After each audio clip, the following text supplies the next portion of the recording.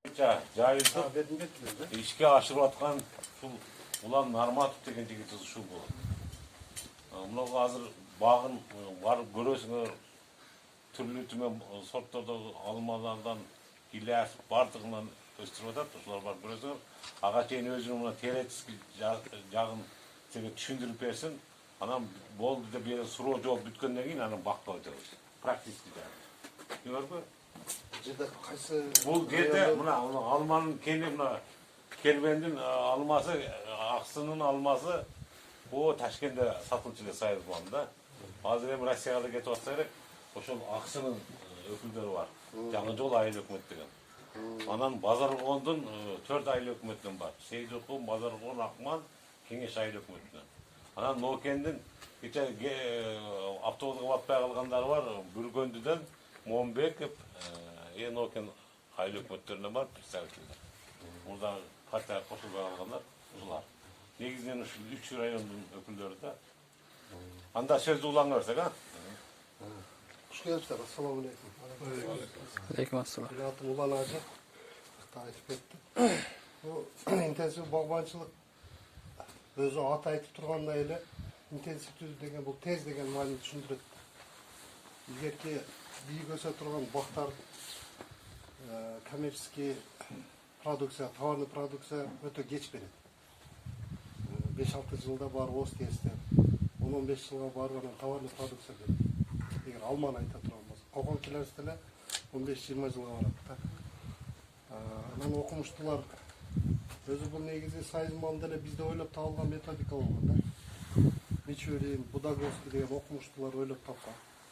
70-жылдары биздин айылда анан чүйдө Алато совхозунда биринчи карликовый, полукарликовый көчөттөр эгилип, опыттар жүргүзүлгөн. Кийин анан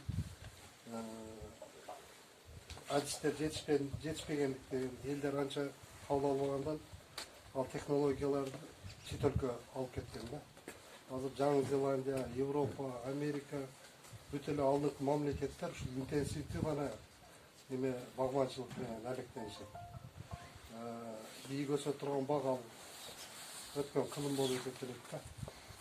Алар бийик өсө турган, мисалы алманы неме кыла турган болсок, мисалга келтире турган болсок, мисалы бир түп алмадан 100 килограмм түшүм алсаңыз, 70-80% стандарт выход бербейт да. Толук кызарбайт, майда болуп калат. Ал күн тийбегенинен өтө бийик болуп, ага азык зат жетпеген себебинен болот да. Интенсивдүү көчөттөр, полукарлик, карликтерде тетирсинче болот. Буларда 15-20% не стандарт болуп калышы мүмкүн, стандарт эмес болуп калышы мүмкүн. Калган 70-80% өнөөсү стандарт выход берет да. Ошонун эсебинен тез түшүмгө киргенинен товарный продукциянын эмеси көркөмдүү вид аябай жакшы болгон үчүн мунун көп жакшы жактары бар да. Технологический жактан караганда дагы жерден туруп эле формировка, обрезка бардык иштер жерден туруп жасалат да. Терүү иштери, дарылоо иштери да бардык эле жеңил болот. Бийик өскөн бакта ал иштер өтө оор. Эгерде бардык 1 килограмм алманын өзүнө турган наркына, себестоимостуна таасир эте турган затрата, чыгымдарды эсептегенде, ошол обработка, обрезка, терим иштери өтө көп чыгым статьясын ээлейт да. Бунда ошол нерселер жок. Интенсивдүү бакта. Өтө жеңил, уход, кароо иштери, обработка, терүү иштери өтө жеңил. Анан бул жерде менин багым азыр 4 гектардан ашып калган. Улан чоңоюп барайт. Жердин аянты өзү 9 гектарга жакын. Бардыгы тегерек сетка менен тосулган 1300 метр. Суу бизде кеңири азырынча. Бирок келечекте жакын арада тамчылатып сугаруу системасын коебуз.